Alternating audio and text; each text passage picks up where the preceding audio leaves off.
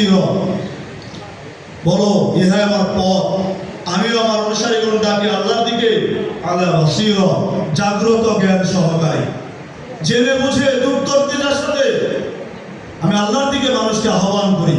এই জাগ্রত জ্ঞান যদি না থাকে, এই দূরদর্শিতা যদি না থাকে, এই প্রজ্ঞা যদি না থাকে, তবে আপনি সফল হতে পারবেন না।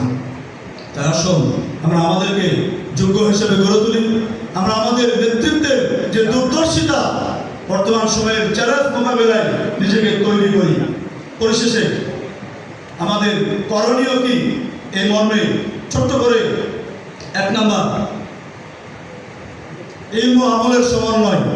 নিজেদেরকে যোগ্য হিসেবে গড়ে তোলার জন্য ইলম এবং আমলের সমন্বয় ঘটাতে হবে। আল্লাহ রাব্বুল বলেন, ইয়ারফাইল্লাহুল্লাযীনা আমানু মিনকুম ওয়াল্লাযীনা উতুল ইলমা দারাজাতিন।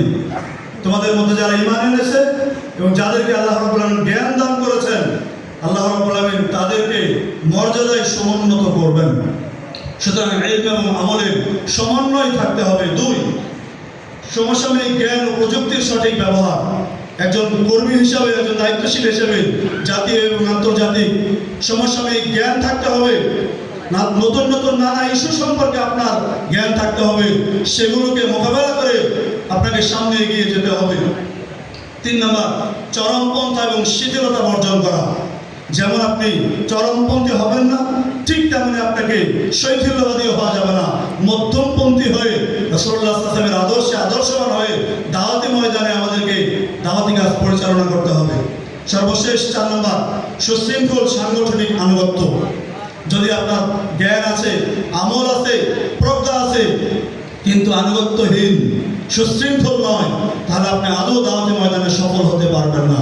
তাই আসুন আমরা সাংগঠনিক নেতৃত্বের অধীনে আনুগত্যশীল হিসেবে নিজেকে গড়ে তুলি।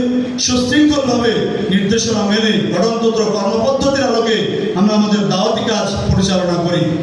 রাসূলুল্লাহ সাল্লাল্লাহু আলাইহি ওয়াসাল্লাম বলেছেন, আলাইকা সামা ওয়া তাআ ফিল উসরিকা ওয়া ইসরিকা ওয়া মানশাতিকা ওয়া মাকরাহিকা ওয়া আসারাতিন আলাইকা।